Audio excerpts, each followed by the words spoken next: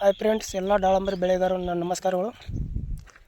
ಪ್ರತಿಯೊಂದು ನೀವು ಗಿಡ ಚೆಕ್ ಮಾಡ್ಬೋದು ಇಲ್ಲಿ ಯಾವ ಥರ ಸೆಟ್ಟಿಂಗ್ ಐತೆ ನೋಡಿರಿ. ಮುಳ್ಳಿನಾಗ ನೋಡಿರಿ ಯಾವ ಥರ ಕಾಯಿ ಕಟ್ಟೈತೆ ನೋಡ್ರಿ. ಇಲ್ಲಿ ಒಳಗಡೆ ನೋಡ್ಬೋದು ನೋಡಿರಿ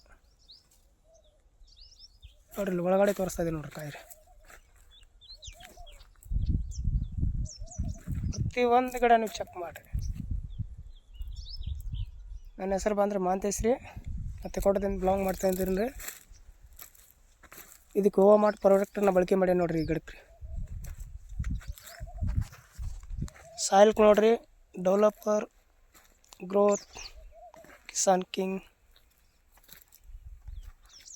ಬಳಕೆ ಮಾಡೇನ್ರಿ. ಸ್ಪ್ರೇಕ್ ನೋಡಿರಿ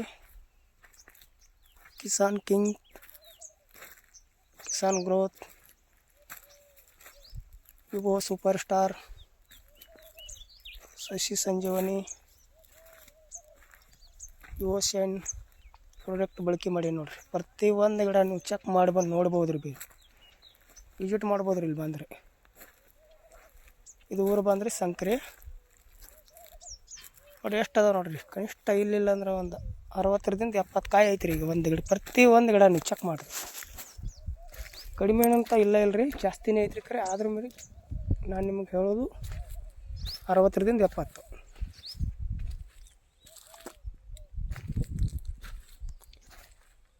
ಯಾರಾದರೂ ಬಂದು ನೋಡ್ಬೋದು ರೀ. ಇಲ್ಲಿ ಈ ಲೈನ್ ಕೂಡ ನಿಮ್ಗೆ ತೋರಿಸ್ತಾ ಇದೆ ನೋಡಿರಿ.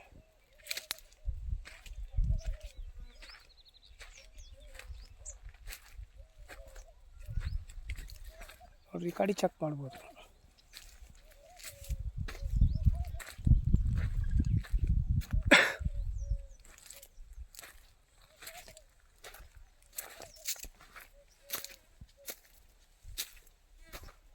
ಯಾವ ಥರ ಶೈನಿಂಗ್ ಐತೆ ನೋಡಿರಿ.